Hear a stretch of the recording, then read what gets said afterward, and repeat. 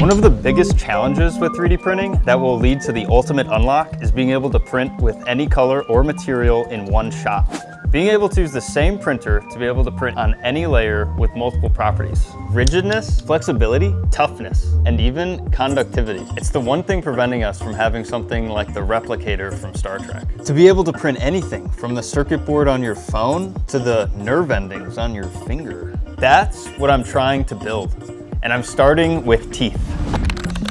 So about a year ago, I was working at an industrial resin 3D printing company.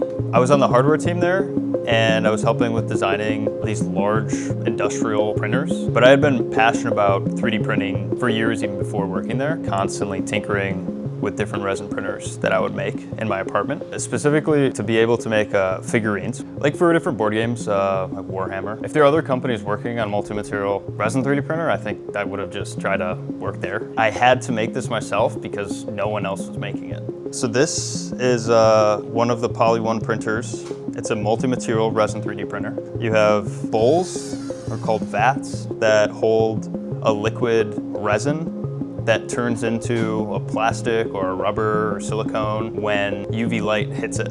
So unlike filament 3D printers, which will melt a plastic into a liquid and then deposit it, this is actually synthesizing these plastics inside the machines. At the bottom of each of these vats is this taut film that's clear and kind of flexible. Yeah, so the build plate here, this is where the part actually grows from. During the printing process, you're essentially drawing your image on the bottom of this film. So layer by layer, you can build up that 3D shape. That's like the same way that almost every resin printer works. But with this setup, we actually have multiple of these vats. We can move from vat to vat, but then that leads to one big problem, which is uncured resin. So if you've ever used a resin printer, you would know that after a print is done, you have to wash off the part. And so if you were to just have that setup where you're moving from vat to vat, over time you'd just be mixing all of your different resins in each vat with each other. So if you want to print a part with multiple colors or materials in it, you have to clean off or get rid of all of that uncured resin before you switch materials. And so this was my solution to it. So the build plate itself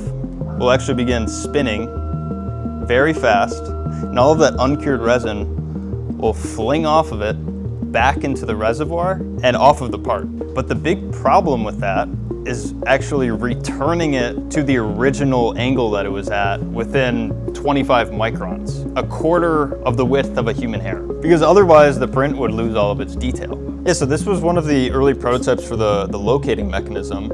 The servo here can actually move this mechanism up, and the shaft coupling can move freely. And then it can spin and spin, and then stop at a random location. Servo arm drops, and then the shaft coupling can spin and then fit into that V-groove. Similar to something called it's a kinematic coupling. So what does this all mean? Like, what can you use this for?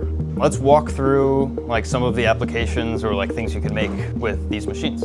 This is it's a gummy bear that's printed with a ceramic filled resin and can actually scratch soft metals like aluminum. You could print in silicone materials, a material that can stretch and then come back to normal. Things like gaskets. Some people use it for pneumatic robotic devices that change shapes depending on pressure you put into it. There is one use case that I recently started working on, which is this right here, which I'm really excited about. Why I'm so excited about this is because it uses a new type of resin we've been working on, which is actually a conductive resin. There are no conductive resins that actually exist on the market. There are things that are ESD or slightly conductive, but mega ohm resistivity ratings where you couldn't actually put any sort of useful power through it. So this is the conductive resin I developed, and I'm not gonna tell you the recipe right now, but it's what I use to make this. So this is an early iteration of a PCB that was entirely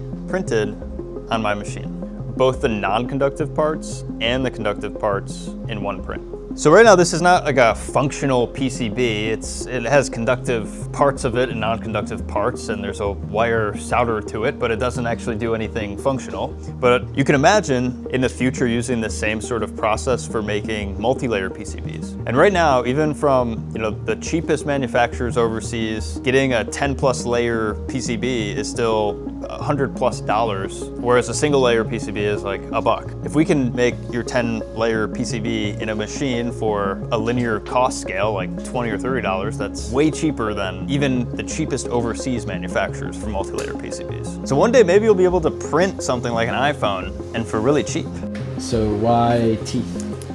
Yeah, so a couple reasons. One of the main reasons is it actually represents a really high benchmark for my machine to hit. You need really precise geometry, and you'd have these different shades of teeth and gums all together. If it can make dentures or crowns or bridges that are good enough in the dental lab's eyes to put into patients' mouths, then that means I've done my job right. And resin printing has already been used in the dental industry for a really long time. I'm partnering with a few dental resin manufacturers, so dental labs can actually use these. Thanks for stopping by. That was my machine, and I'm gonna get back to printing.